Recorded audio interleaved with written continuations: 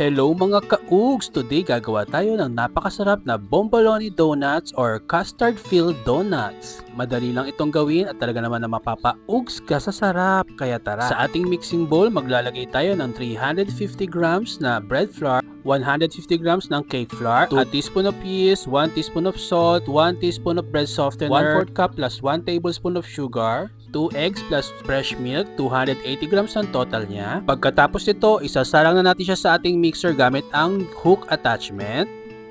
At kapag nabuo na ito ng isang dough, saka natin ilalagay ang room temperature na butter it gamit ko.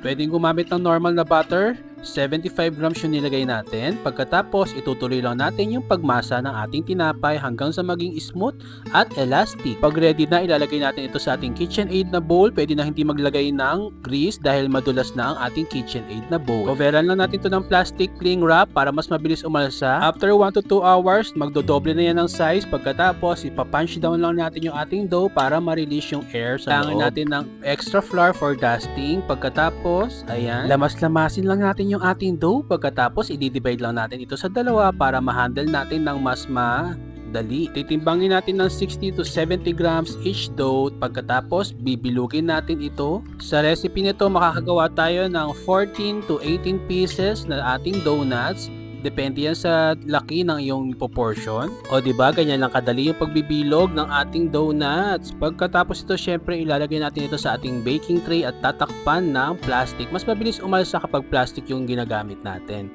Ayan, pagkatapos umalsa na ito ng after 30 minutes, gaganyanin lang natin siya ulit para mas maganda yung kanyang pagkalambot. Ayan, isisealed lang natin yung ilalim. Lahat yan gagawin natin sa mga dough natin. Pagkatapos, rest ulit natin ng 30 to 40 minutes. Tapos, magpapainit na tayo ng mantika kapag malapit na siyang ma-full-proof or maalsa ng maayos. Tatakpan lang natin ulit ng plastic cling wrap. At ayan na nga, ready na yung ating cooking pan. Maglalagay lang tayo ng vegetable oil tapos paiinitin natin ito ng 160 to 165.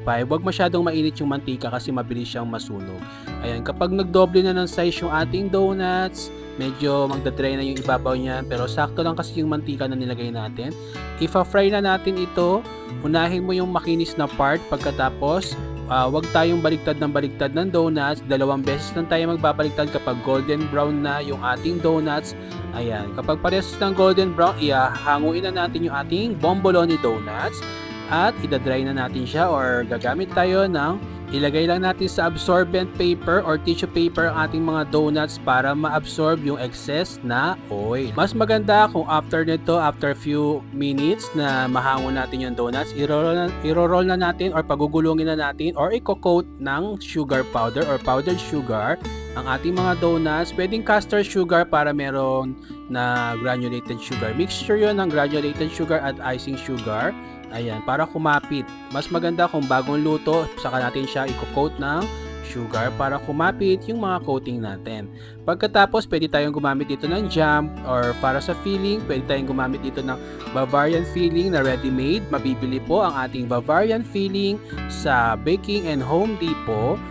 Dalawa yung branches nila, merong Divisoria branch at merong Quezon City branch. At ayan na nga, nilalagyan natin ng butas yung ating donuts. Pagkatapos, ayan, lalagyan na natin siya ng Bavarian filling. Pwede naman kayo gumamit ng homemade Bavarian filling sa ating mga donuts. Ganyan lang kadali. Kung meron kayo natutunan sa video ito, paki-like and share para sa marami pang recipe na talaga naman na mapapa-ugs ka sa sarap.